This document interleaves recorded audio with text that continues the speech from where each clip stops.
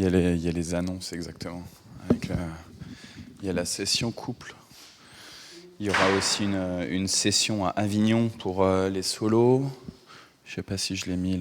Alors là, il y a l'affiche avec marqué dimanche et jeudi, sauf que jeudi, c'est le dernier culte du jeudi. Le tour de la Bible qui continue. Pourquoi pas Peter qui fait tous les ans une semaine d'évangélisation à un festival de plaisance. À Avignon. Excellent, excellent.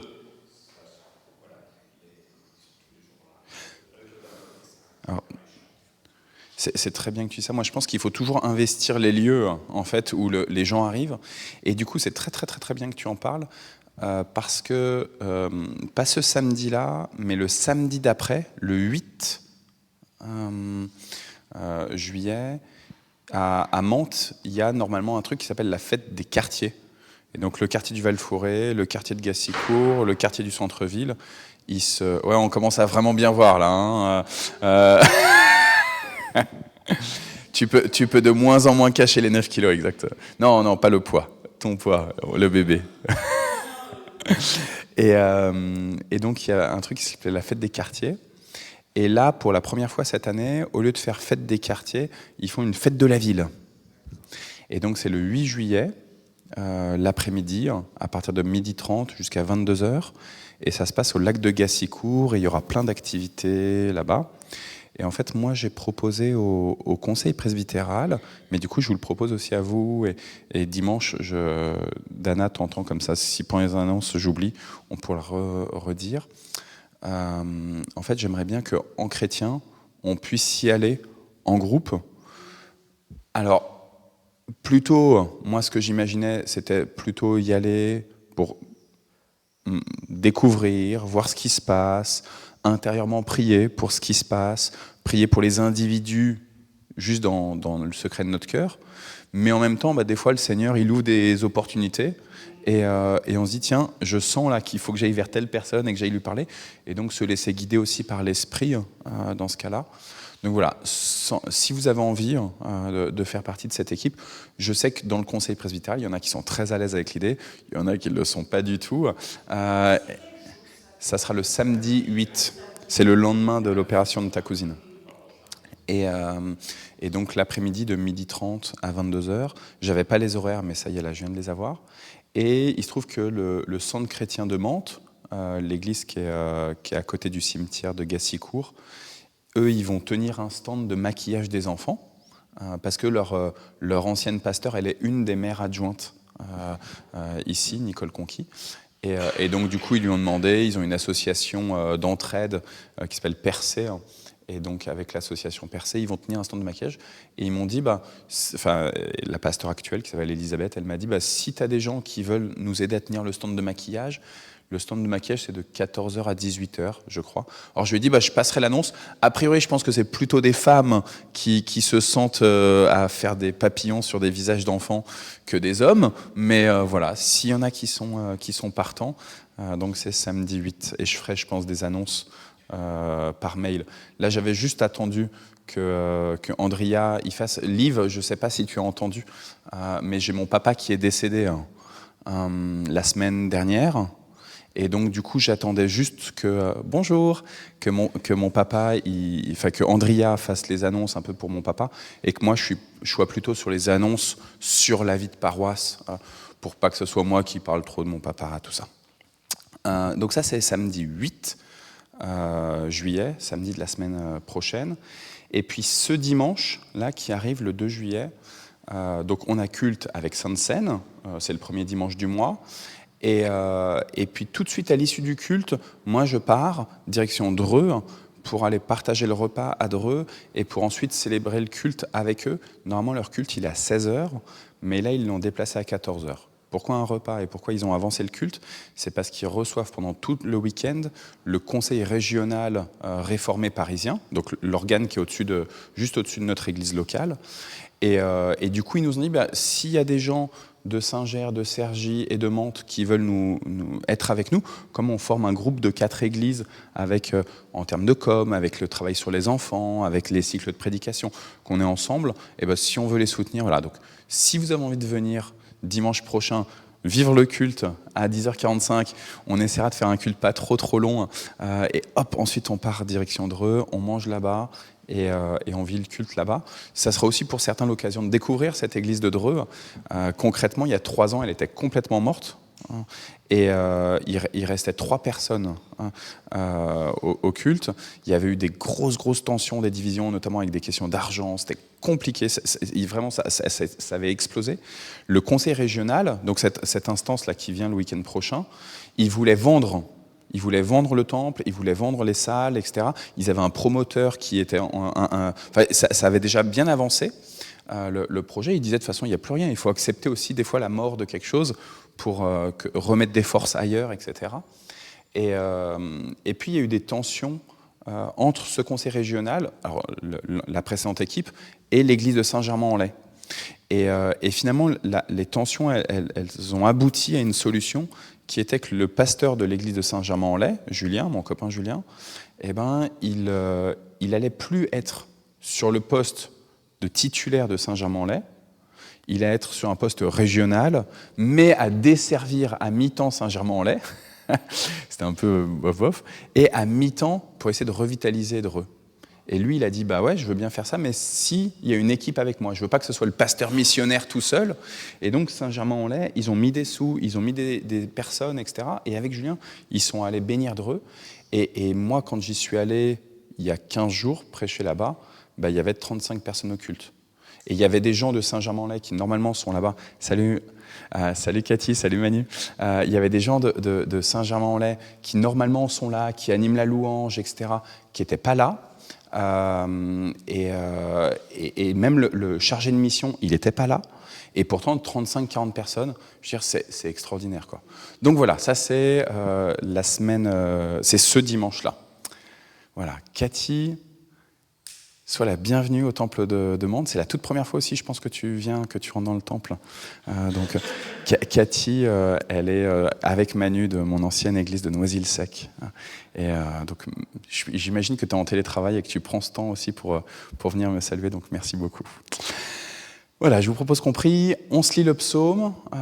Dana nous conduit dans 2 chants. Ensuite, on va lire Colossiens chapitre 1. J'ai juste plus ton prénom.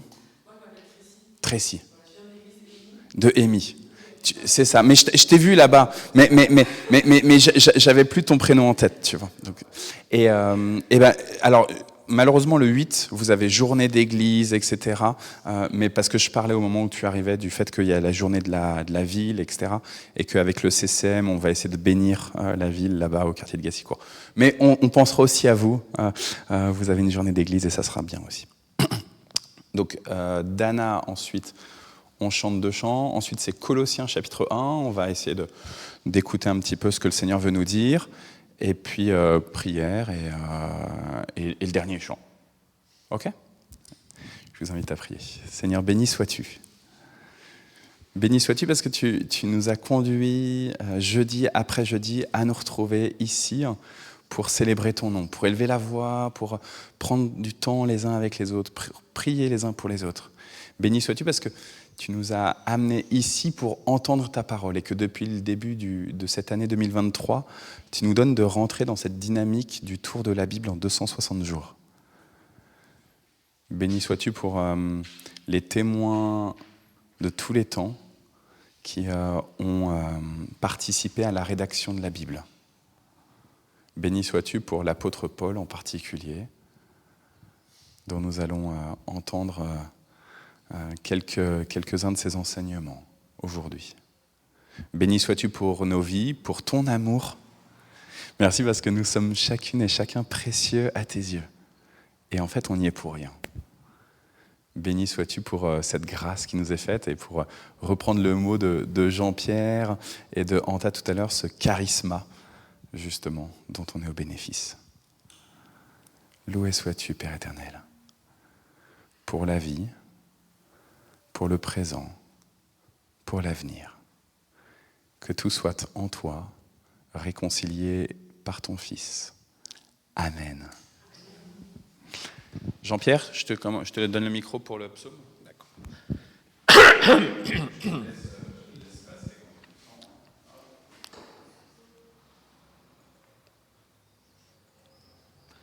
Ah, 15, d'accord. Psaume de David, pris dans le livre du chef de chorale. Le ciel raconte la gloire de Dieu. Toutes les étoiles annoncent ce qu'il a fait. Chaque jour raconte cela au jour suivant. Chaque nuit le fait connaître à la nuit qui la suit. Ce n'est pas un discours, il n'y a pas de parole, aucun son ne se fait entendre. Mais leur message parcourt toute la terre et il se répand jusqu'au bout du monde. Là-haut, Dieu a planté une tente pour le soleil. Le matin, celui-ci est donné comme un jeune marié qui sort de sa maison. Il s'élance comme un champion heureux de courir sur la route. Il se lève à un bout du ciel, il termine sa course à l'autre bout, et rien n'échappe à sa chaleur. La loi du Seigneur est parfaite, elle redonne la vie. Les ordres du Seigneur sont clairs, il donne la sagesse aux ignorants. Les exigences du Seigneur sont justes, elles rendent le cœur joyeux. Les commandements du Seigneur donnent la lumière, ils permettent de voir clair. Le respect du Seigneur est une chose très belle, elle reste sans cesse valable. Les décisions du Seigneur sont vraies, elles sont toujours justes. Elles sont plus précieuses que l'or, que beaucoup d'or pur, et elles sont plus délicieuses que le miel le plus doux.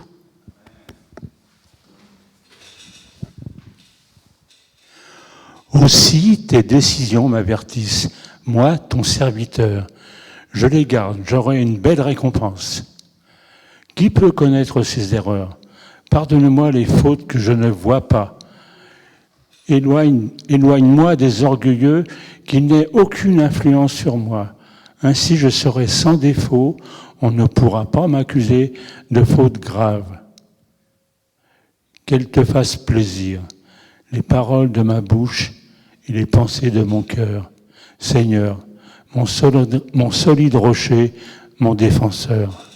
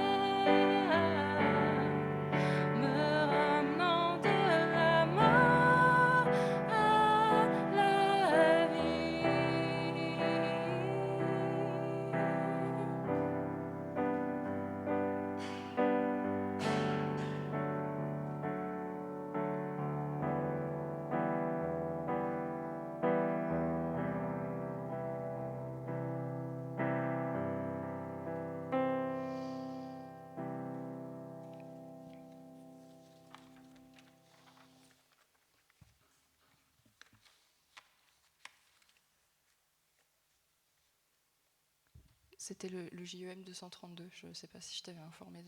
Parce qu'il y a 2 noms. Ma joie de t'appartenir, c'en est 2. Ok, ça va.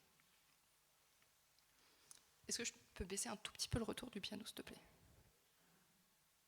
Merci.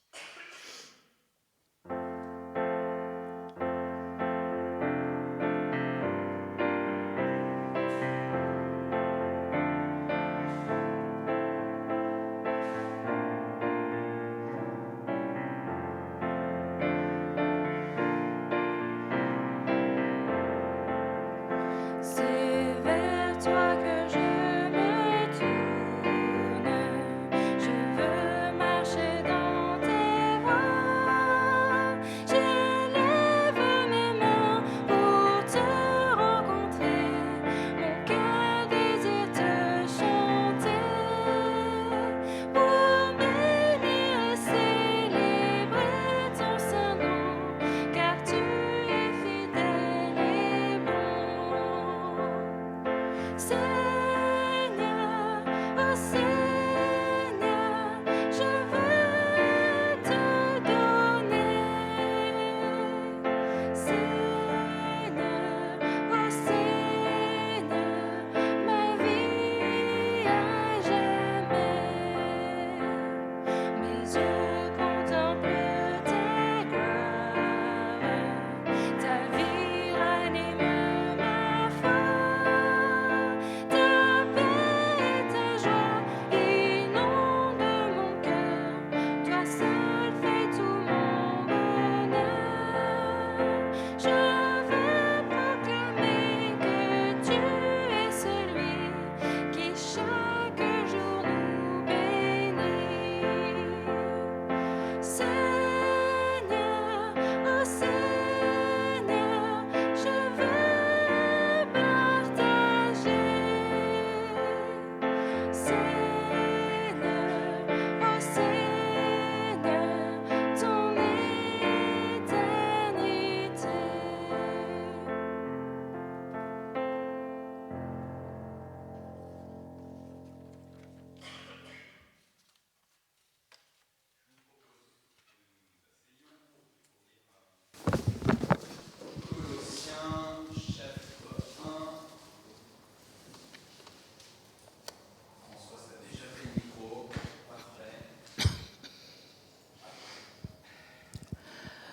Moi, Paul, je suis apôtre du Christ, de Jésus, parce que Dieu l'a voulu. Avec Timothée, notre frère, j'écris à ceux qui appartiennent à Dieu et qui sont à Colosse, nos frères et sœurs qui croient au Christ. Que Dieu notre Père vous bénisse et vous donne la paix. Nous remercions toujours Dieu, le Père de notre Seigneur Jésus-Christ, quand nous prions pour vous. Oui, voici ce que nous avons appris. Vous croyez au Christ Jésus et vous aimez tous ceux qui appartiennent à Dieu. En effet, vous espérez ce que Dieu a préparé pour vous dans les cieux, quand la bonne nouvelle, qui est la parole vraie, est arrivée chez vous. Elle vous a fait connaître cette espérance.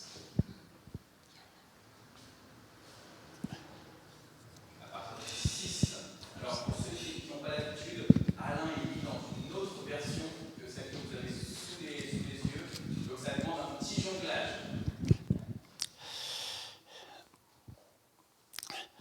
Cette bonne nouvelle est parvenue au milieu de vous et elle porte du fruit et se multiplie partout dans le monde de la même manière qu'elle l'a fait parmi vous au jour où vous avez entendu et compris la grâce de Dieu en vérité.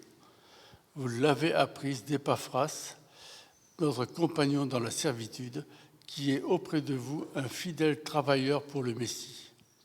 Et c'est lui-même qui nous a parlé de l'amour qui vous a été donné par l'Esprit. Et c'est lui-même qui nous a parlé de l'amour qui vous a été donné par l'Esprit. C'est pourquoi, nous aussi, depuis le jour où nous avons entendu parler de cela, nous n'avons cessé de prier pour vous, demandant à Dieu de vous remplir de la connaissance de sa volonté, dans toute la sagesse et le discernement qui sont donnés par l'Esprit, afin que vous viviez une vie digne du Seigneur, en lui étant agréable en tout, portant du fruit en toutes sortes de bonnes œuvres et multipliant les fruits dans la connaissance parfaite de Dieu.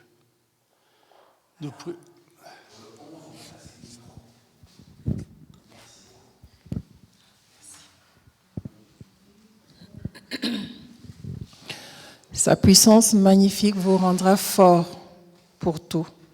Alors vous résisterez et vous supporterez tout avec patience. Avec joie, remerciez le Père. Il vous a rendu capable de recevoir les biens qu'il garde pour ceux qui lui appartiennent dans le royaume de la lumière.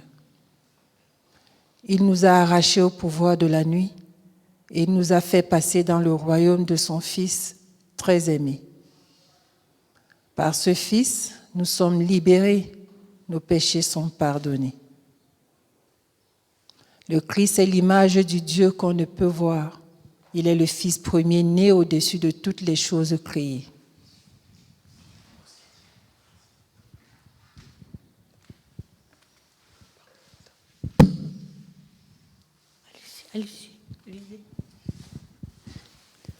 En effet, c'est en lui que Dieu a tout créé dans les cieux et sur la terre. Les choses qu'on voit et celles qu'on ne voit pas. Les forces et les esprits qui ont l'autorité et le pouvoir. Tout est créé par lui et pour lui. Le Christ existe avant toute chose. Et tout ce qui existe ne tient que par lui. C'est lui qui est la tête du corps, c'est-à-dire l'Église. Il est le commencement. C'est lui qui, le premier, s'est levé de la mort pour être le premier de tous, toujours et partout. Oui, Dieu a voulu habiter totalement dans son Fils. Et il a voulu tout réconcilier avec lui, par son Fils et pour son Fils. Par le sang que son Fils a versé sur la croix, Dieu a fait la paix sur la terre et dans les cieux.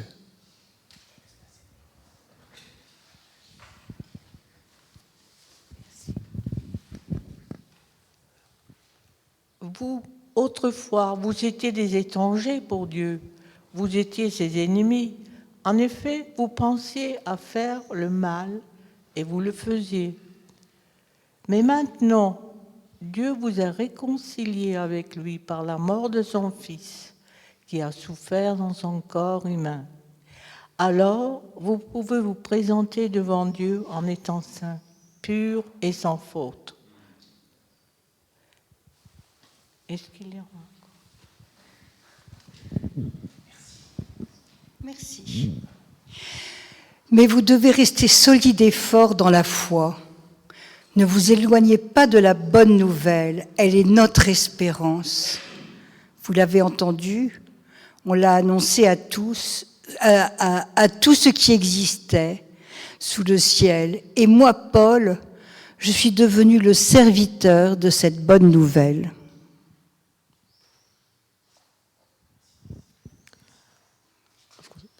Maintenant, je suis heureux de souffrir pour vous. En effet, dans mon corps, je continue à participer aux souffrances du Christ pour son corps, c'est-à-dire pour l'Église. Je suis devenu le serviteur de l'Église. Pour faire le travail que Dieu m'a demandé, je dois vous annoncer la parole de Dieu tout entière. Cette parole, c'est le mystère caché à toutes les générations depuis toujours. Maintenant, Dieu la montrer clairement à ceux qui lui appartiennent.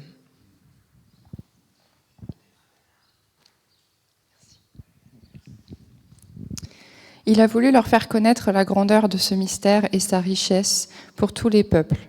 Ce mystère, le voici. Le Christ est au milieu de vous, et par lui, vous espérez participer à la gloire de Dieu. C'est ce Christ que nous annonçons. Nous donnons à chacun des conseils et un enseignement avec toute la sagesse possible pour que tous deviennent adultes dans le Christ. C'est pourquoi je travaille et je lutte avec la force du Christ qui agit en moi avec puissance. Amen.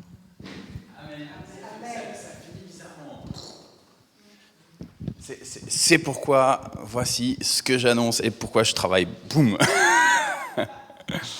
Ce passage dans le début de cette lettre de Paul aux Colossiens, il a, je pense, le plus bel hymne sur Christ. Et d'ailleurs, on entend, Christ, il était avant toute chose, c'est par lui que Dieu a créé, c'est en lui, c'est pour sa gloire. C'est extraordinaire, c'est magnifique. Je trouve que ces paroles de Paul qui vient remettre véritablement le centre de toute chose, d'absolument tout, le centre de nos existences. Et je trouve que c'est un essentiel de ce en tout cas là, quand je méditais sur ce chapitre 1, là, c'est quelque chose qu'on doit revenir sans cesse. Il n'y a pas un moment dans notre vie où on peut dire c'est bon, je sais que Christ est le centre et point final. Sans cesse, on doit revenir dessus et se réapproprier qu'est-ce que ça veut dire pour moi. Et qu'est-ce que ça veut dire pour moi, mais qu'est-ce que ça veut dire aussi pour mes interactions avec les autres. Le fait que Christ soit celui par qui tout a été créé, mais pour qui tout a été créé aussi. Il est le moyen, il est l'origine, il est le moyen, et puis il est le final, quoi. L'objectif final, c'est que tout soit réconcilié en Christ. Que tout soit réconcilié en Christ. Et évidemment que nous, on est à des vues humaines, à des échelles humaines. Et nous, on a des fois, on fait preuve de stratégie, où on met des planifications. On se dit, ok, aujourd'hui, quels sont mes plans ? On commence la journée, ok, je me pose, on m'a appris, il faut que j'écrive sur un petit bout de papier la liste des tâches que j'ai à faire, où est-ce que je veux aller. En fait, nous, en tant que chrétiens, selon cet esprit qui guidait l'apôtre Paul et qui, je crois, nous appelle à le suivre, lui, eh ben, on doit repositionner un peu toutes nos listes de tâches à accomplir, toutes nos planifications, celles à court terme, à moyen terme, à long terme, toutes, selon la perspective de Christ. Quand on devient maman, Dana, comment est-ce que je deviens maman ? Comment est-ce que ce bébé, il grandit en moi ? Comment je vais élever ce bébé à la perspective de Christ. Quand, comme moi, on vient de perdre son papa, eh ben, comment est-ce que je pense ça à la perspective de Christ ? Quand je travaille, que j'aille sur mon lieu de travail ou que je sois en télétravail, quand je suis à la retraite, quand je fais des études, Manu, tu as repris tes études là pour l'informatique, je suis content, je suis vraiment content. Mais comment est-ce qu'on le vit selon la perspective du Christ ? Pour pas être dans un espèce de décalage, en fait, vous voyez ? Parce que trop souvent, en tout cas c'est comme ça que je le vis, malgré le fait d'être pasteur, trop souvent je suis chrétien le dimanche, je suis chrétien quand je suis avec l'assemblée des saints que vous êtes, mais après le reste du temps, eh ben, je suis dans les galères du monde et j'oublie Christ.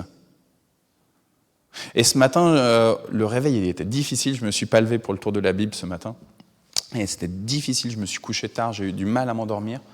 Et les enfants, eh ben, ils étaient en train de se chamailler dès 7h du mat'. Jonas, il s'était réveillé très tôt, à 6h, et il pensait déjà au fait qu'il allait à Moisson, à la base de loisirs, qu'il fallait qu'il aille faire des courses, acheter son sandwich, parce qu'il n'avait pas préparé de sandwich, et donc il allait à notre boulangerie, et donc il venait réclamer quelques sous, machin. Et puis après, du coup, il est rentré à la maison, et puis ça s'est chamaillé avec Esther, et en fait, du coup, Naoum était dedans, et puis... Oh, et au bout d'un moment, je leur ai dit à 7h40, c'était grasse mat là. Et je leur ai dit, franchement, vous n'avez pas été cool là. J'ai eu du mal à m'endormir, j'ai eu une nuit un peu pourrie, et vous n'avez pas été cool. Et en fait, très vite, vous voyez, on est dans dans de la réaction humaine, charnelle. Et c'est important de se poser et de se dire, ok, là il y a des chamailleries humaines, comment est-ce que moi je regarde la situation à l'image de Christ, dans la perspective de Christ. Dieu a tout créé par Christ, en Christ et dans la visée de Christ. Et vous avez bien entendu dans Colossiens, Dieu il a créé tellement tout, il a créé toutes les puissances, toutes les autorités. Ce matin dans la voiture avec Jonas, l'autre liste de lecture, les autres lectures que je lis, j'avais un proverbe qui dit que Dieu il a tout créé et même ceux qui font du mal en vue de leur punition. Et donc, avec Jonas dans la voiture pour l'école, à Porcheville, on discutait de ça. Il me dit, mais comment Dieu, il a tout créé, même le mal? Alors je dis, il a absolument tout créé. Parce que, en fait, si tu considères que le mal, il n'est pas une création de Dieu, que ceux qui font du mal, ils ne sont pas des créatures de Dieu, ça veut dire que tu rentres non plus dans un monothéisme, mais dans un polythéisme. Tu rentres dans alors au moins la base, un dualisme. Il y a l'esprit de Dieu et au même niveau, l'esprit du mal. Or, la foi chrétienne, elle dit, il y a l'esprit de Dieu et il y a tous les autres principautés, tous les autres esprits, et ils sont tous soumis à l'esprit de Dieu. Et même l'esprit du mal, du coup. Et même l'esprit du mal, et même l'esprit de ceux qui accomplissent des mauvaises actions. Là, la nuit dernière, au Val-Fouré, notre mairie annexe qui a brûlé. Et Raphaël Cognet qui était toute la nuit, de mardi à mercredi, au Val-Fouré, à essayer de voir comment réagir, etc. Et on comprend qu'il y ait des excès dans tous les sens, et en même temps, on ne peut pas accepter la violence. Mais tous ceux qui font le mal, que ce soit les policiers à Nanterre, que ce soit les jeunes qui refusent d'obtempérer un contrôle, que ce soit des jeunes qui brûlent une mairie de quartier, qui fait qu'à nouveau on parle... C'est quand même rare qu'on parle de menthe dans les médias, mais à nouveau c'est pour quelque chose de négatif. Les Mureaux, ils disent la même chose. À chaque fois qu'on parle des Mureaux, c'est pour dire du mal, mince alors, pour dire les mauvaises nouvelles. Mais que tout ça est soumis à notre Seigneur et Dieu. Et dans une perspective particulière, pour amener à Christ et à la réconciliation avec Christ. Parce que oui, le souhait de Dieu, c'est que tous puissent être réconciliés avec Dieu, pour toujours, pour la vie éternelle. Il n'a pas envoyé Christ juste pour un temps de jugement, Il a envoyé Christ aussi pour un temps de jugement. Mais il a envoyé Christ d'abord afin que tous puissent croire en lui. Moi, j'ai toujours du mal avec la notion de liberté. J'ai plutôt tendance à penser que je suis sous la grâce et je ne suis pas libre de vraiment dire oui à Dieu sans l'Esprit de Dieu. Et donc, dans ma théologie, je pense que ma réponse, elle est tellement bien faible par rapport d'abord à l'élection de Dieu. D'abord au fait que Dieu, il a décidé de répandre son onction sur nous. Et ça, c'est la théologie luthérienne. Et en même temps, vous voyez, je suis en confrontation avec ma propre théologie luthérienne, avec le fait que, il y a un moment où on doit dire oui, quoi. Et il y a des gens qui disent pas oui. Mais malgré tout, même s'ils disent pas oui aujourd'hui, qu'on puisse leur dire, Christ, il est venu pour toi. Christ, il est venu par amour pour toi. Et vous voyez là, ce qui est intéressant, c'est que dans l'Épître aux Colossiens, dans ce premier chapitre, Paul, il insiste vraiment sur l'amour de Dieu manifesté en Christ. Et les Colossiens, en fait, le problème, c'est que comme tous les autres communautés chrétiennes dont Paul il a été un des acteurs dans le développement de l'évangile. J'ai bien aimé d'ailleurs, j'ai pas regardé, je vous avoue, par rapport au grec, peut-être que Alain tu sauras, mais dans les premiers versets, il est dit l'évangile il n'est pas dit la bonne nouvelle, comme on entend souvent, une nouvelle bonne, ce qui est très juste, évangile ça veut dire bonne nouvelle, mais dans les versets, là, dans Parole de vie, c'était la nouvelle vraie, la nouvelle de vérité. Moi j'ai trouvé ça magnifique là dans la Parole de vie, mais il faudrait comparer un petit peu, et notamment avec le grec, j'ai pas regardé, c'est au tout début, hop. C'est super important, je pense que c'est super important. Et tu vois, ça me vient maintenant, évidemment en retard, trop tard, mais je vous le livre quand même.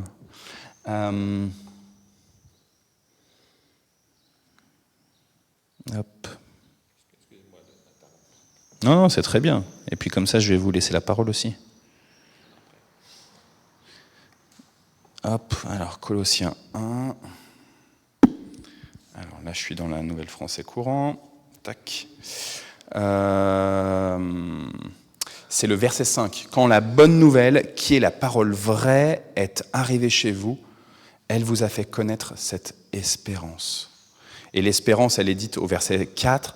Oui, voici ce que nous avons appris. Vous croyez au Christ Jésus, vous aimez tous ceux qui appartiennent à Dieu. Vous voyez bien la question de cet amour-là. Il est là. Il est central. Christ, il est venu. Il est le commencement. Par lui, tout a été créé. En fait, par amour. Christ, il est, vous savez, souvent on disait agapé, eros, philia, les mots grecs pour parler d'amour. Et Christ, il est cet amour de Dieu. C'est pour ça que Dieu, il nous a créés. C'est par amour. C'est pour ça que c'est par Christ, en fait. Il aurait très bien pu vivre pour lui-même. Mais parce qu'il déborde d'amour intrinsèquement, par nature, il est amour Dieu, alors il veut créer. Et puis il voit bien le mal. Et donc intrinsèquement, par amour, il veut sauver. Et il envoie Christ sur la croix. Et puis intrinsèquement, par amour, il ne veut pas que ce soit juste une vie ici-bas. De se dire que, allez, c'est bon, pendant 60, 70, 80 ans, pour les plus braves, 90 ans, 100 ans peut-être, 101 ans comme notre Raymonde. C'était l'année dernière, il y a 2 ans déjà que Raymonde est décédé. Il y a 2 ans, je pense.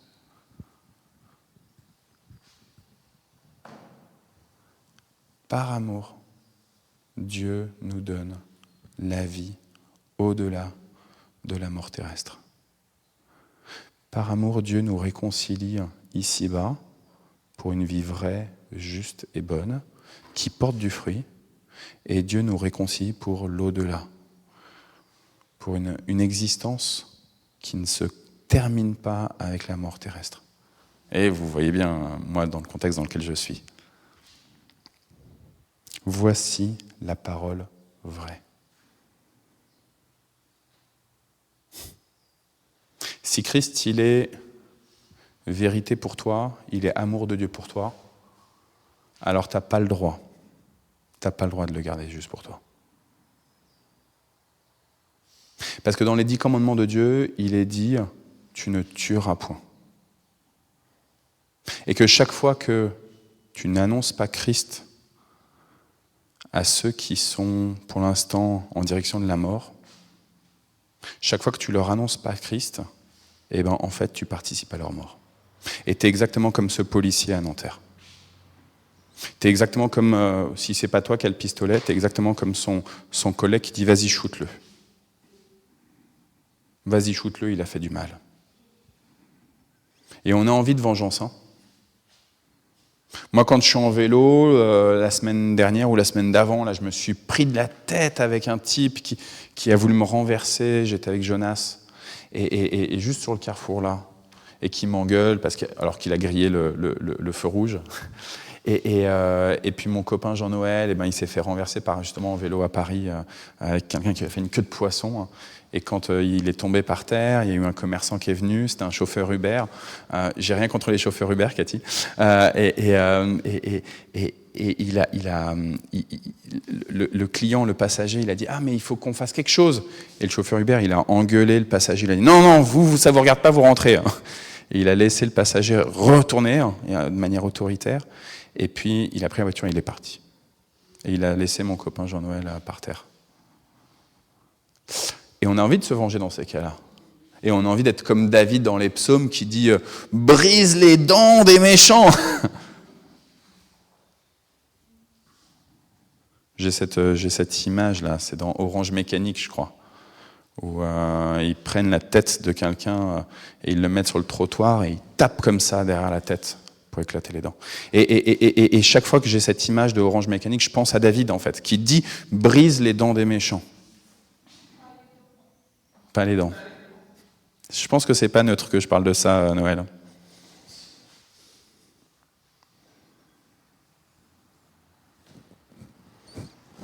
Et pourtant, Dieu, il t'a réconcilié avec Christ. Pour la gloire du Christ. Pour son plaisir, lui, par amour. Aime ton prochain comme toi-même. Annonce-lui Jésus. Il a besoin de vivre.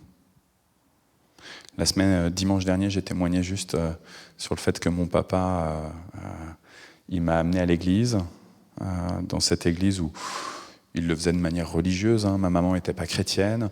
Ils se sont mariés dans cette église, ils se sont engagés auprès du pasteur que, en me baptisant bébé à 1 mois, j'ai eu d'autres frères et sœurs qui sont morts, que mes parents ils n'ont pas pu garder, qui sont morts dans les entrailles de ma mère. Il y en a eu après moi, je suis fils unique. Et ils m'ont amené à l'église, ils m'ont baptisé, j'étais un peu un enfant miraculeux. Quand on a perdu des enfants, des fausses couches avant, et ben vite, on veut le protéger. Et il y a un réflexe religieux. Et ils m'ont amené, et le pasteur, Jean-Claude, il leur a dit, mais le baptême, ça suffit pas, il faudra l'emmener à l'église, il faudra l'instruire. On n'est pas dans un truc un peu, c'est bon, superstitieux, c'est bon, vous l'avez protégé par le baptême à 1 mois. Il faut le conduire à Christ. Et en fait, ce qui est extraordinaire, c'est que par ce baptême de bébé de 1 mois, eh ben, mes parents, petit à petit, eux-mêmes, ont reçu Christ.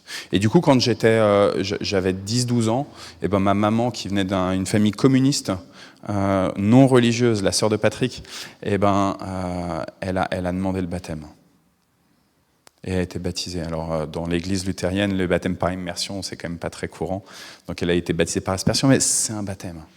Et elle a témoigné de sa foi et elle a vécu des miracles extraordinaires. Vraiment des miracles. Ma maman, elle a fait une rupture d'anévrisme, elle a été prise en charge. C'était en dernière minute. On avait une voisine qui avait fait une rupture d'anévrisme, qui était paralysée.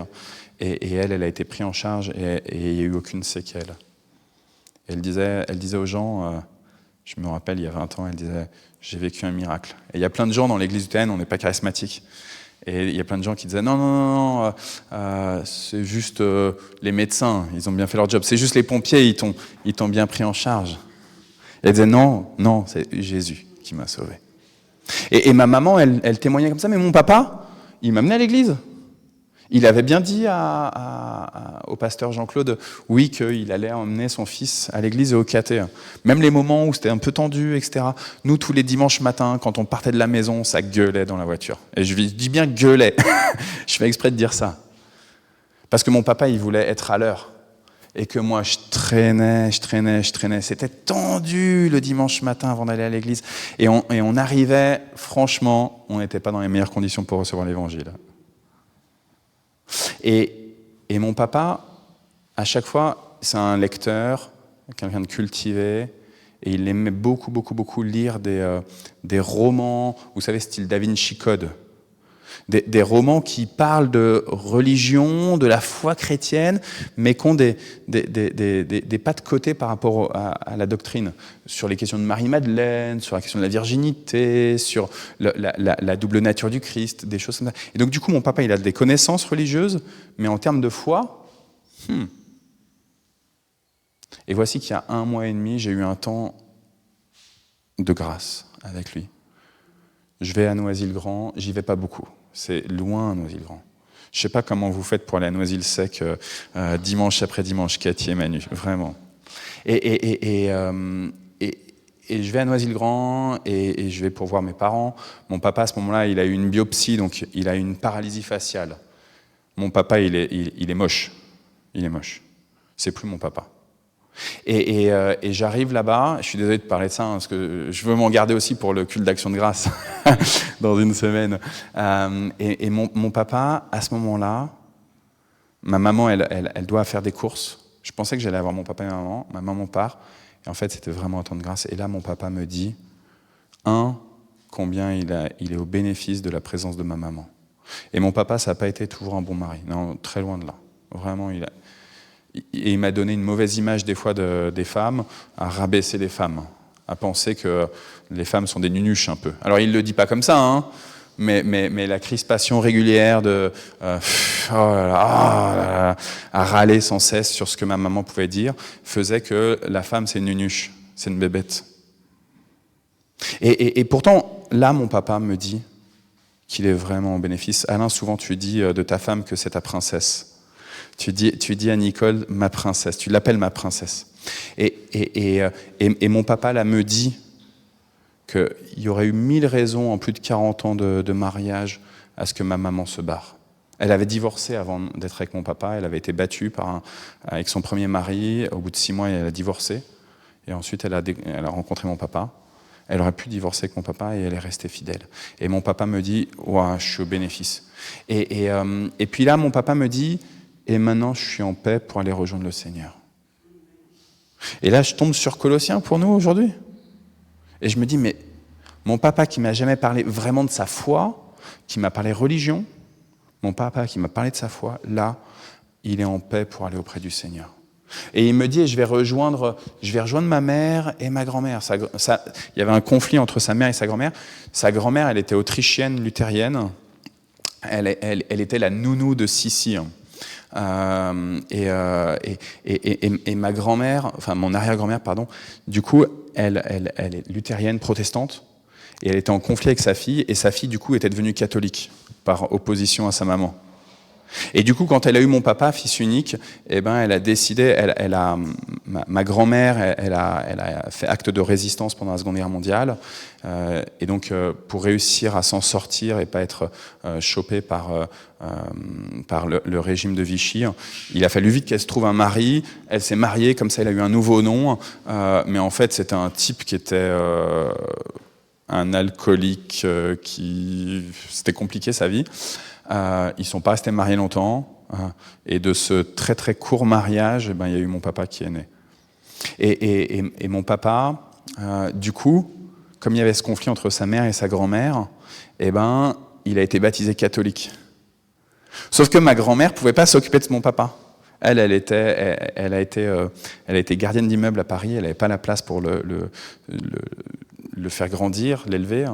Et donc, du coup, il a été élevé par sa grand-mère à Noisy-le-Grand, dans la maison construite par la grand-mère et le grand-père. Et il avait une relation très très forte avec sa grand-mère, luthérienne autrichienne. Et dans tout ça, Dieu a tout créé par Christ. Christ est au centre et Christ est la visée. Vous avez sûrement aussi des vies, moi là je vous dis des petits trucs, c'est pas facile, hein. Là quand je vous le livre comme ça, je vous dis oh la vie de merde. Mais en fait on a tous des vies qui sont compliquées. On a tous des vies qui peuvent être qualifiées de vie de merde. Mais Christ veut te réconcilier avec le Père. Et il y a des gens autour de nous, les SDF ici à Mantes, les jeunes qui sont sans avenir, qui sont en dépression, les familles où ça bastonne. Mais Christ veut se réconcilier avec chacune et chacun. À lui la gloire et l'honneur. Amen. Voilà, alors, pour ceux qui ne savent pas, le jeudi, souvent, je laisse le micro. Et Anta, tu sais que tu es mon joker. Je regarde directement vers toi, tu le sais. Anta, c'est toujours mon joker. Je sais qu'elle a toujours... la parole du Seigneur, elle te parle.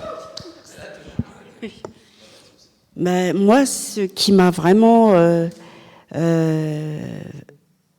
tilté, si on peut dire ça comme ça, c'est Colossiens, verset 14, je crois. 14, je crois que c'est ce verset-là, c'est par l'espérance. On a tous la même espérance. Ça parle de l'espérance. Non ? 14, c'est par ce Fils nous sommes libérés, nos péchés sont pardonnés. Oui, mais je ne m'appelle jamais des versets, de manière. En tout cas sur l'espérance. Voilà. Donc, on a l'espérance. Je pense que tous les chrétiens ont le même... vont dans la même direction, c'est-à-dire l'espérance. Et on a la conviction, ce même Christ qui est sûr, qui a été crucifié, qui a été par amour justement, qui a souffert, qui était sur la croix, ce même Christ qui est ressuscité, il va nous sauver, il va revenir, et quand il va juger les justes et les injustes, et impartial, il va être impartial, pas comme les humains. Donc on a cette même espérance, donc c'est ça qui m'anime dans ma foi. Alors, je vois rien moi. 23. Mais vous deviez rester solide et fort dans la foi. Ne vous éloignez pas de la bonne nouvelle. Elle est notre espérance. Vous l'avez entendu, on l'a annoncé à tous ceux qui existent sous le ciel, et moi, Paul, je suis devenu le serviteur de cette bonne nouvelle. Amen. Amen. Alain. Voilà, tu as parlé du 6e commandement, tu ne tueras pas. Mais, par grâce de Dieu, j'ai un commentaire qui donne le sens exact. C'est tu ne commettras pas de meurtre. Alain, je connais ton exégèse sur... Là, on reste sur Colossiens, si tu veux bien. Comment ? On reste sur Colossiens, si tu veux bien. D'accord. Parce que sinon, on va partir sur des hop, on va aller trop loin. Et alors, sur Colossiens, avoir la foi, oui, mais que veut dire ce mot ? Eh bien, ce mot, ça signifie avoir confiance. Et qui dit confiance, dit relation. Et ça, c'est une grâce de Dieu, de pouvoir avoir cette relation pour comprendre et être affermi dans la confiance avec le Seigneur. Et du coup, c'est pas juste un esprit religieux d'actes à accomplir, mais c'est... Juste un mot. Oui, je ne suis pas un spécialiste, ça ne m'intéresse pas trop, mais je sais que Paul est décrié par certains qui lui reprochent je ne sais pas quoi. En tout cas, dans tous ses écrits, il revient toujours à la grâce, à Jésus, à la croix, tout le temps, dans tout ce qu'il écrit. Il revient toujours à Jésus, le centre de notre foi, systématiquement. Solus Christus.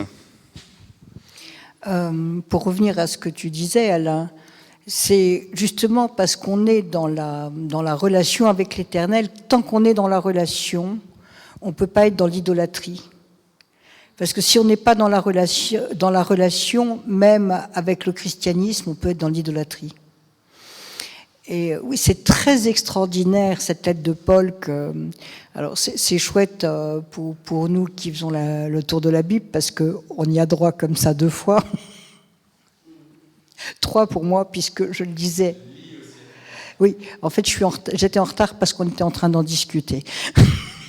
Et justement, on était à discuter du bien et du mal, et du fait que le mal est soumis à l'Éternel, que tout est soumis à l'Éternel, et que le monde a été créé par bonté. Et c'est extraordinaire de penser qu'il avait prévu Christ avant de créer le monde, qu'il avait prévu de s'incarner en un rien du tout comme nous, parce que, je veux dire, on n'est pas grand-chose, les êtres humains, par rapport à l'Éternel et même par rapport à toute la création. Et qu'il y ait une telle compassion, c'est... Ensuite, c'est sûr qu'on a des choix à faire. et que c'est ça le libre arbitre, et que Jésus ne s'impose jamais. C'est ce qu'on voit avec Emmaüs quand il accompagne les compagnons. Il n'entre dans la maison que quand on lui dit d'entrer. Donc j'espère que nous tous, on est capables de lui ouvrir notre porte et de lui dire « Entre Seigneur ».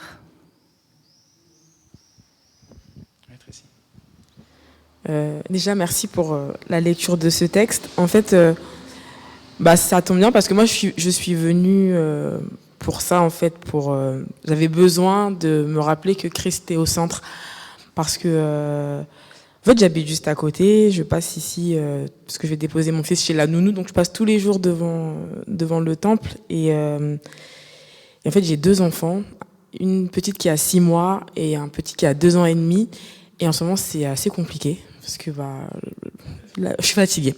Cette nuit, j'ai pas beaucoup dormi. Ma petite, elle a pleuré une bonne partie de la nuit.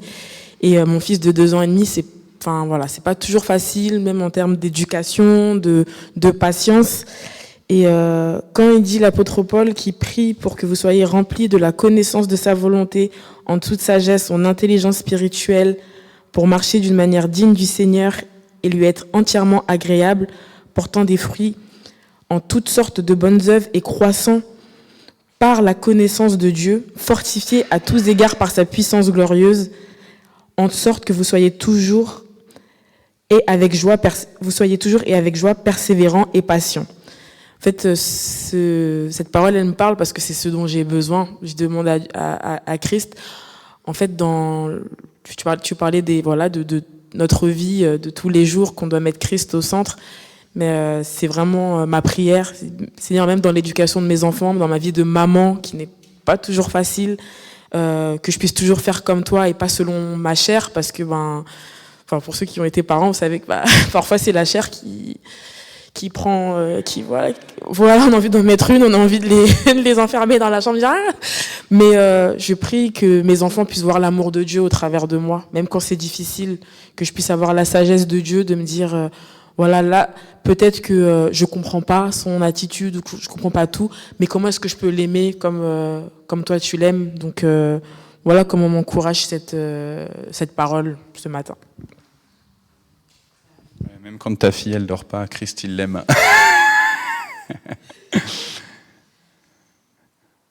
Est-ce que quelqu'un d'autre veut rajouter quelque chose? Ouais, Cathy? Je suis impressionnée sur les versets 24 et 25, quand Paul dit « Je me réjouis maintenant dans mes souffrances pour vous, et ce qui manque aux souffrances de Christ, je l'achève en ma chair, pour son corps qui est l'Église.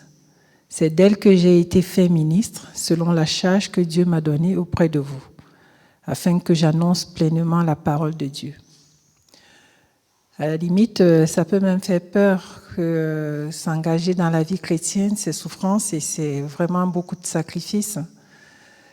Mais il me vient en esprit que tout est grâce. Et quand le Seigneur nous demande, nous amène ou nous conduit à faire quelque chose, il nous donne toujours la force de pouvoir y arriver. Il nous donne la force parce que je me souviens à une époque, quand j'étais trésorière de la paroisse, j'étais enceinte, je faisais une formation et je travaillais. Mon mari, il était inquiet des fois pour moi. Il me dit... oui, une formation pour mon travail. Une formation. J'étais une formation dans mon travail. Mon mari s'inquiétait et... Je lui ai toujours dit, ne t'inquiète pas, n'interfère pas dans ma relation avec Dieu parce qu'il me donnera la force. Et à un moment, il me disait, ouais, c'est vrai, je t'inquiète, mais c'est vrai que quand le Seigneur te demande à faire quelque chose, il te donne la force de le faire. Et quand je regarde en arrière, je me dis, mais comment je faisais? Donc ça, je rejoins un peu Paul dans ce passage-là qui dit vraiment... La vie avec le Seigneur, c'est aussi un don de soi. Mais c'est un don de soi il y a un adage chez nous qui dit, quand un enfant fait pipi sur toi, tu ne vas pas couper la jambe, tu l'essuies. C'est une manière de dire que quand tu fais quelque chose, un enfant, c'est un bonheur. C'est ton enfant. Même s'il fait caca sur toi, c'est waouh, il a fait caca, c'est un plaisir. Donc, servir le Seigneur et qu'on veut vraiment, on le sert avec la foi qu'il est avec nous, que c'est pas de notre propre force, mais que c'est sa grâce. On le fait avec joie. Même si ça paraît pour les autres difficile, il nous donne ce qu'il faut pour qu'on le fasse qu'on y arrive. Je t'avoue que moi, je me souviens quand la petite Esther, quand elle est née, quand on était à Noisy-le-Sec, et qu'elle a eu la couche qui a débordé, je pense sur Maman Afa. Je suis pas sûr si c'était Maman Afa ou pas, mais on avait un peu honte quand même, tu vois que. Mais en fait, la personne, elle avait réagi, la sœur de l'église, elle avait réagi justement extrêmement positivement, en disant c'est pas grave, voilà. Cette question de la participation aux souffrances du Christ que tu mentionnes là du verset 24, ça fait partie des éléments un peu de désaccord entre catholiques et protestants. Donc juste pour que vous le sachiez théologiquement. À l'intérieur du protestantisme, mais enfin, vraiment entre la famille catholique et la famille protestante, pour savoir justement à quel point notre vie chrétienne, il y a de la souffrance, mais à quel point c'est une participation au salut en fait.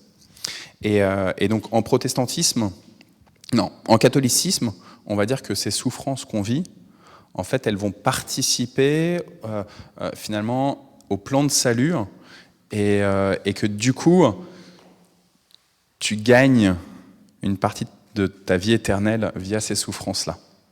Et donc vous voyez bien là la différence avec le protestantisme, où nous on considère que c'est plutôt une conséquence de la vie chrétienne que d'avoir des souffrances dans le monde, mais que ça n'a pas de lien direct avec le plan de salut de Dieu. C'est-à-dire qu'on est sauvé, mais il se trouve que parce qu'on a une identité en Christ, parce qu'on est sauvé, eh ben on va pas avoir une vie qui va être facile. Et ça c'est aussi important, je pense, à se le re-rappeler. C'est très très juste que tu parles de ces versets-là, Cathy, parce qu'aujourd'hui, il y a beaucoup des églises, et des églises qu'on écoute les prédications, qui sont influentes. Sur YouTube, il y a des prédicateurs qui font des belles choses, des églises qui grossissent, etc. Castanou, par exemple, avec ICC, eh ben, il va dire on va plus avoir de douleur, quoi. Parce que avoir la foi, c'est devenir un champion, c'est devenir un héros. Et en fait, on passe de... la réalité, c'est qu'au contraire, on va avoir souffrance sur souffrance. Christ ne nous appelle pas à ce que dans la vie, ici-bas, sur terre, il n'y aura pas de douleur. Il y aura des attaques et des attaques. Et le malin, il ne veut qu'une chose, c'est qu'on s'éloigne de Christ. Et la question, c'est de quelle manière on la traverse. Et quand on met Christ au centre, vous avez tout Tracy, pareil, tu vois, le fait de dire, je mets Christ au centre, merci Jean-Pierre aussi de l'avoir redit, Christ au centre, ça permet que malgré les coups qu'on tape, on reste en paix. On a cette assurance d'une paix en Christ. Et c'est une grâce, en fait, parce que le monde, quand il se prend une gifle, il a mal et il veut refiler une gifle, quoi. Je ne veux pas raconter ma vie, mais je suis né à la fois en 1976 dans une communauté qui prêchait un peu la même chose que M. Castanou. J'en souffre depuis 1976. C'est vraiment une...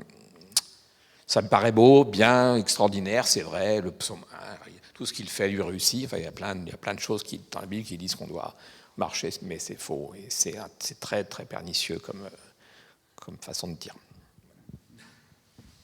Ouais, il faut qu'on fasse attention à l'évangile qu'on prêche, en fait. Parce que du coup, là, avec ce que tu nous dis, Jean-Pierre, ça a des conséquences sur les enfants spirituels qu'on enfante. Parce que du coup, on se dit, allez, peut-être que moi, ma foi, clairement, elle a évolué depuis que je suis bébé jusqu'à aujourd'hui, mes 40 et quelques années. Mais tout ce que j'ai dit, notamment depuis que je suis pasteur, ça a possiblement été un élément d'influence dans la vie, la foi de personnes. Et pas juste parce que je suis pasteur aussi, d'ailleurs, juste parce que je suis chrétien, je suis frère en Christ. Et il y a des fois, en fait, nos paroles, sur le coup, on se dit, allez, c'est pas grave, j'ai prêché des hérésies, mais c'est pas grave, maintenant je me suis repenti. Ben, la conséquence, c'est quand même, qu'est-ce que ça a provoqué? Et le cas typique, c'est la théologie de la prospérité. Vous savez, c'est si tu es béni, donc tu reçois de l'argent, tu reçois des dons matériels, et donc du coup, tu vas pouvoir bénir l'Église, bénir le Seigneur, donc tu vas pouvoir faire une dîme plus conséquente, plus que tes 10%, et du coup, le Seigneur, il va se réjouir et il va te bénir encore plus. Et du coup, tu vas pouvoir le bénir encore plus, et du coup, et ainsi de suite. Et sauf que, et il y a des églises, c'est une théologie qui nous est venue d'Amérique du Nord, et en fait, la plupart des pasteurs qui ont été les fers de lance de cette théologie de la prospérité, ils se sont repentis depuis. Sauf qu'il y a quand même, en fait, ça a semé. Ça a semé. Alors, au Cameroun, je ne sais pas trop, mais globalement, en Afrique, il y a des conséquences qui sont dramatiques, vraiment dramatiques. Ouais. Amérique du Sud aussi. Sur Christ au centre et la douleur, mon frère aîné était très handicapé et il a beaucoup souffert dans sa vie. Et il était quelquefois difficile à comprendre dans sa manière de parler. Mais une fois, il m'avait expliqué un truc et j'avais pas compris ce qu'il m'avait dit, pas parce que j'avais pas compris les mots, mais parce que j'avais pas saisi. Il m'avait expliqué justement l'importance de mettre Christ au centre, de prier. Et à un moment, non, mais j'avais pas compris vraiment ce qu'il disait. Et puis enfin, j'avais compris les mots, mais j'avais pas compris profondément. Et puis je me suis très salement cassé un pied. Et c'était comme avoir, pendant 15 jours, c'était comme avoir un pied dans une bouilloire. Et j'avais mal à chaque seconde, à chaque minute, à chaque instant, tout le temps. Et là, j'ai compris ce dont parlaient les gens. C'est-à-dire que pour avoir mal, j'avais mal. Mais si je priais plus que 3 heures par jour, la douleur était quand même là, mais elle était à la périphérie. C'était Jésus qui était au centre. Et je crois que c'est ça par rapport à la douleur. Moi, je vous donne ce témoignage parce que quand Jean me l'avait expliqué, j'avais pas compris parce que j'avais pas assez souffert physiquement pour pouvoir comprendre ce dont il s'agissait. Mais vraiment, quand on souffre physiquement, si on est concentré sur la prière, on souffrira quand même, hein, mais ça prend pas toute la place dans notre vie. La grâce du témoignage de la personne qui a un handicap. Et souvent, vous savez, pendant des années, on voyait la manière dont les chrétiens, on doit prendre soin des fragiles, etc. Et on ne pensait pas, mais les fragiles, ils peuvent nous bénir. Et vous savez bien, vous connaissez certainement cet évangéliste australien qui est né sans bras et sans jambes, Nick Vujicic. Il a un nom un peu compliqué, ouais. Ouais. Et voilà, c'est un demi. Et un peu d'humour. Et en même temps, je veux dire, sa prédication elle est tellement percutante. Donc, voilà. Il est déjà 11h10, les amis, donc je sais qu'on a envie encore de papoter, mais je pense que c'est aussi important de prier. Le fil rouge de porte ouverte, Alain, que tu m'as donné, du Sri Lanka au Niger, répondre victorieusement à la persécution. Qu'ils vivent en Asie du Sud, en Afrique de l'Ouest ou ailleurs, les chrétiens peuvent s'appuyer sur Christ face à la persécution. Face à la persécution, les chrétiens pourraient répondre par la violence, la haine, le découragement, l'incrédulité. Mais grâce à Dieu et à l'action de nos partenaires, nos frères et sœurs répondent au mal par le bien. Tel est le cas du pasteur Indunil au Sri Lanka ou des chrétiens persécutés de la région de Maradi au Niger. Découvrez dans notre vidéo comment Indunil a su tenir ferme dans l'amour face à ses persécuteurs et comment Dieu l'a rendu plus que vainqueur. Une histoire qui comporte des similitudes avec celle des Peuls chrétiens du Niger. Au printemps dernier, un séminaire Tenir ferme a permis aux chrétiens peuls de la région de Maradi au Niger d'envisager la persécution et qu'une fois renouvelée, 120 anciens musulmans convertis au christianisme ont pu suivre des enseignements qui vont leur permettre de persévérer dans leur témoignage au sein d'un environnement hostile. Lydia, l'une des participantes au séminaire, témoigne « Grâce à cette formation, mes yeux se sont ouverts. La persécution est inévitable, mais nous devons rester forts, prier pour nos persécuteurs, comme Jésus nous l'a ordonné. Merci beaucoup pour cette formation, grâce à laquelle j'ai appris à faire face à la persécution », conclut Zeynabou, un autre participant. Voilà. Et donc les prières, louons Dieu pour les actions de nos partenaires qui aident les chrétiens du Niger au Sri Lanka à tenir ferme. Prions Dieu de continuer à inspirer nos actions qui permettent aux chrétiens persécutés de faire face à l'épreuve. Prions-le de continuer à bénir le témoignage de nos frères et sœurs qui s'appuient sur lui face à la persécution. Si vous ne recevez pas le fil rouge de Porte Ouverte, c'est tous les mercredis que Porte Ouverte ils envoient par mail.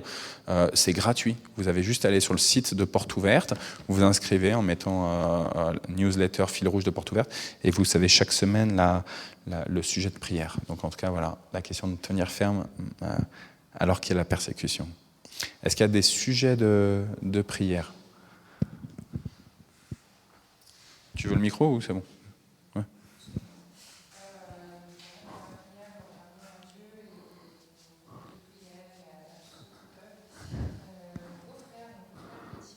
Ok. Ok.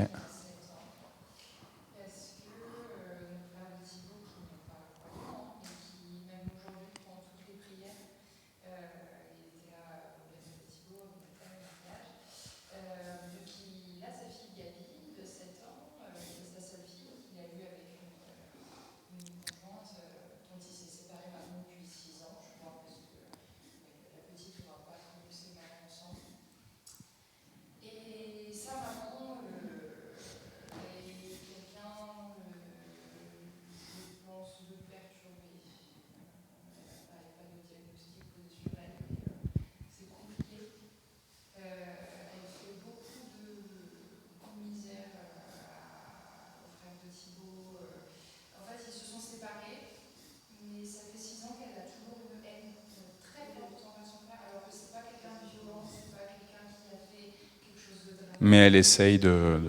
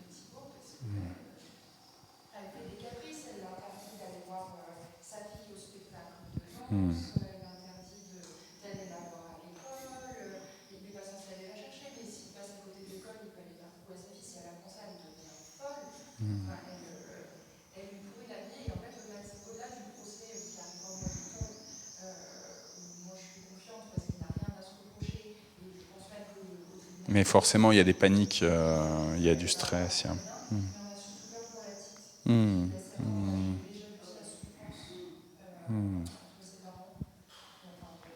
Ok.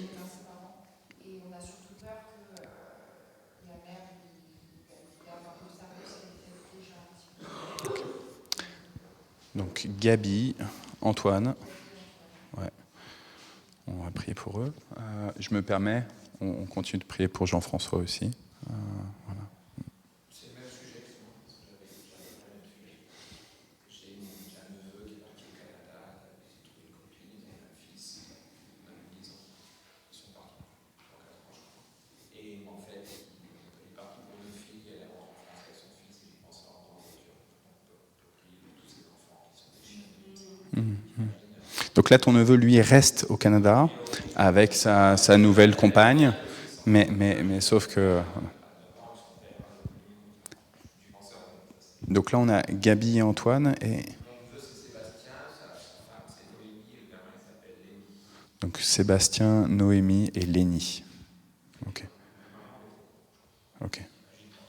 Ouais. Ok, voilà, on prie. L'objectif, c'est pas juste de prier là maintenant, hein. C'est aussi de garder en tête pour continuer de prier dans les jours à venir. Vous avez une vraie charge qu'on vous donne. Est-ce qu'il y a d'autres sujets? Tracy, pour ta fille, pour ton fils, pour que ça soit aussi un temps où ils peuvent se reposer un peu, et tu peux te reposer aussi. Pour Mathéo.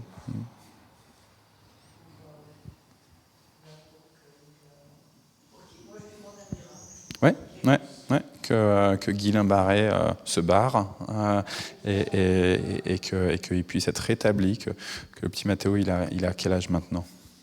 9 ans. Qu'il puisse être à nouveau avec toutes les possibilités de son corps.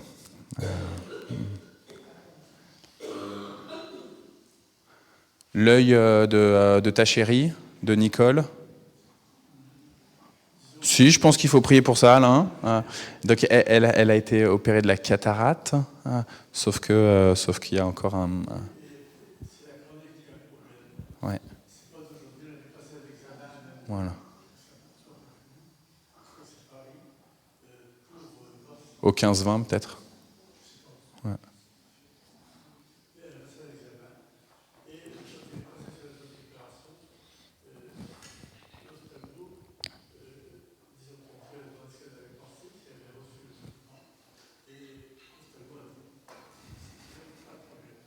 Ok. Mais tu avais un autre sujet encore? Vas-y, dis-nous.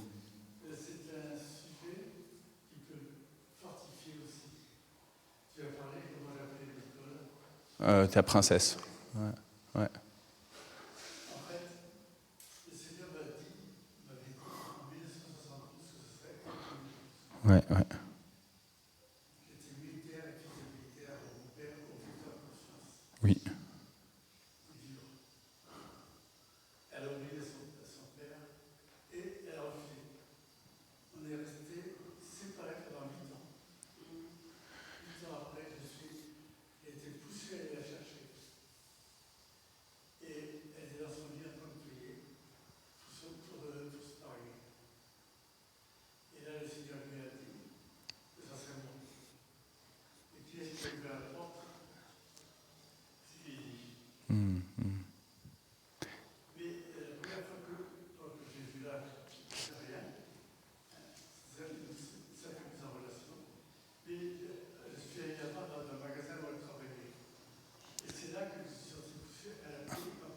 Ouais.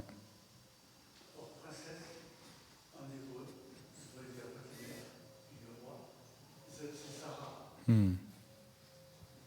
Sarah, c'est le Ménansar, c'est le chef de guerre. Ok. Et elle est très forte.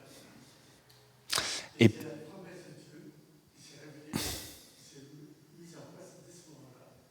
Et sans qu'on se connaisse vraiment, probablement après qu'on se marie. Amen, gloire à Dieu. Du coup, ça me fait penser juste qu'on peut mettre en sujet, parce que là on est dans le temps d'intercession, on peut mettre en intercession ce samedi à Saint-Germain-en-Laye, on a la fin du parcours couple là, il y a eu les Zooms, il y a eu les 5 Zooms, il y a une journée en présentiel là, toute la journée de samedi, donc on prie pour les couples qui participeront. Il y en a qui se retrouvent à Amiens, et d'autres qui se retrouvent à Melun, et d'autres qui se retrouvent à Marseille. Donc on avait une 50aine de couples par Zoom, et donc là ils se retrouvent par site, par proximité géographique, et donc on peut prier pour ça. Et puis tout à l'heure dans les annonces qui se déroulaient, donc on a un parcours, enfin un camp à Avignon pour des célibataires, et on a un mini-camp pour les couples, alors je ne sais plus où, mais c'est voilà, cette fois-ci pour les couples, et c'est aussi en juillet, donc avec la Fondation La Cause. Donc on prie pour tous ces lieux où on accompagne soit des personnes qui sont en situation de célibat, soit des personnes qui sont en situation de couple. Anta, ouais. J'aimerais aussi qu'on prie pour ma petite Océane. Ouais. Donc ta petite fille, Océane.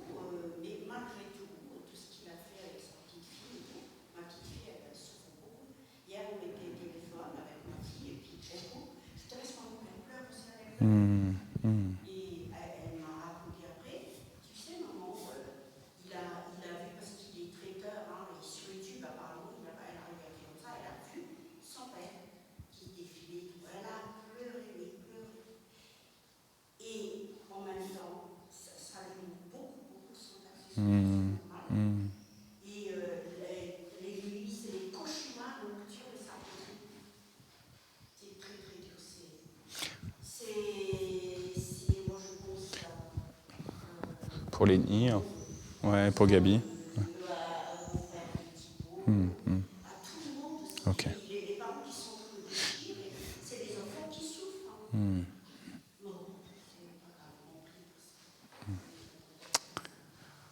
Ok.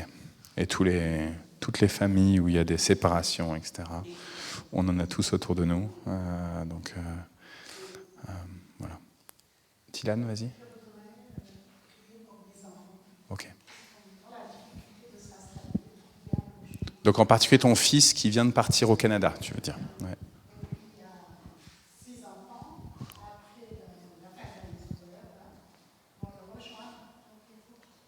Ah, ils partent aussi au Canada.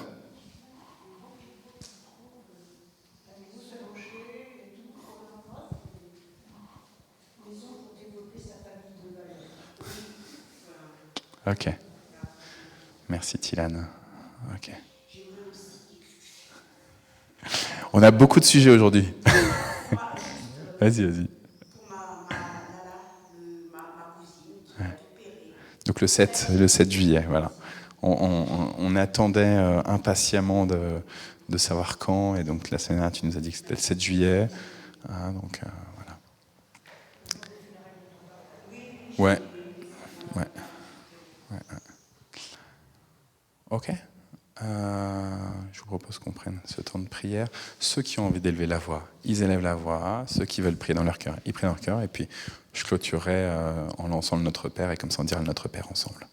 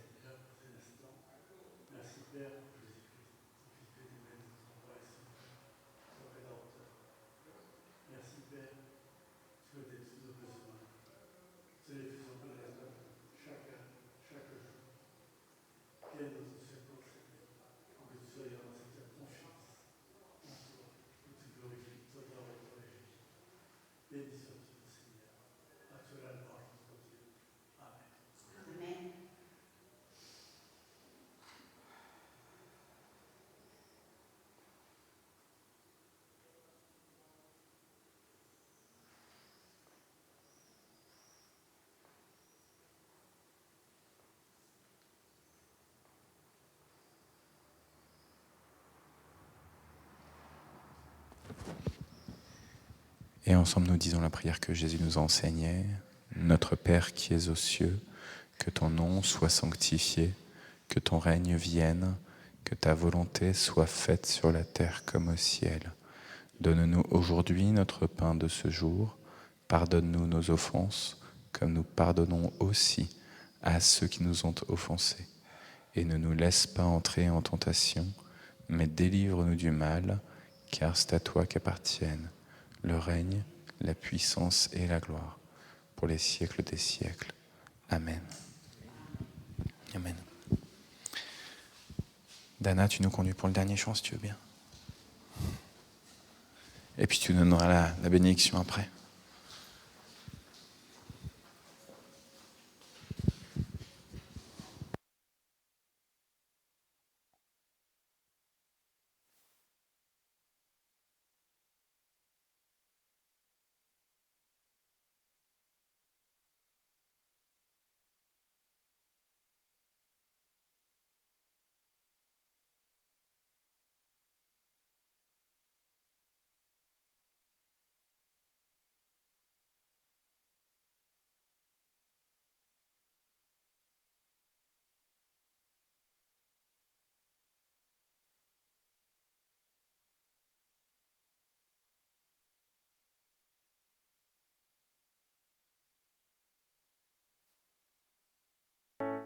Voilà.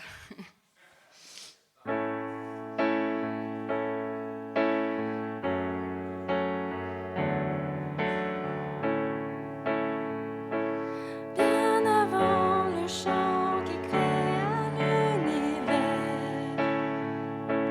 bien avant l'esprit qui planait sur la terre, bien avant que tu me formes de la poussière, tu rêvais du jour où tu pourrais m'aimer. Bien avant les premiers battements de mon cœur, bien avant que je m'éveille à ta douceur,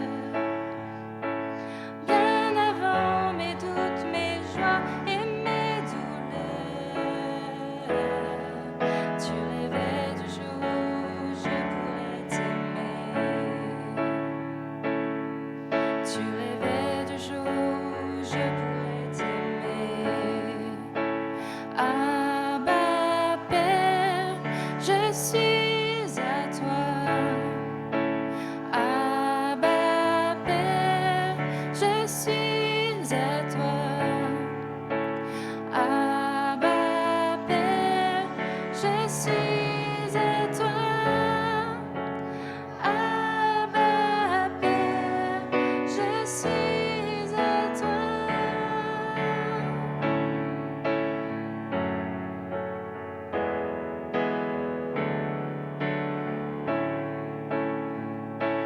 Bien avant que Jésus marche sur la terre, bien avant le Fils qui nous montre le Père, bien avant que les cieux sur moi soient ouverts, tu rêvais du jour où tu pourrais m'aimer. Bien avant que mon péché brise ton cœur, bien avant que coule le sang et la sueur, bien avant les clous, le froid et la douleur, tu rêvais du jour où je pourrais t'aimer. Tu rêvais du jour où je pourrais t'aimer. Abba Père, je suis à toi. Abba Père, je suis à toi. Abba Père, je suis à toi. Abba Père, je suis à toi. Abba Père, je suis émerveillé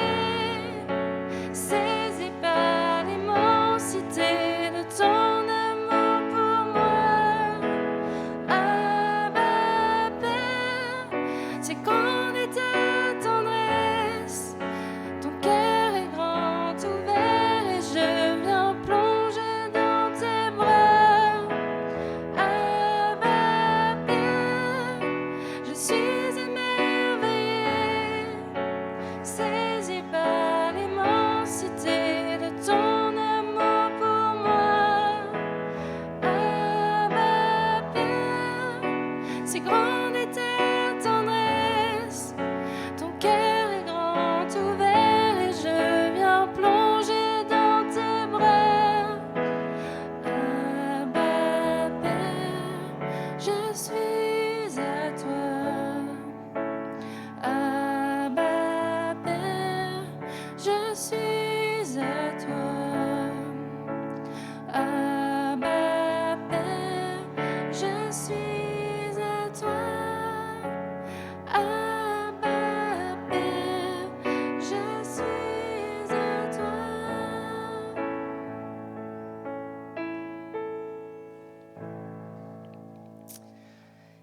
Je vous prie, Saint-Esprit, je te prie vraiment d'accompagner tes enfants, les enfants de tes enfants, que ta sagesse nous accompagne, nous emplisse, que tu nous accompagnes dans la sérénité et accorde-nous le repos et toute la tranquillité qui vient avec la confiance en Jésus et entre notre Père. Amen.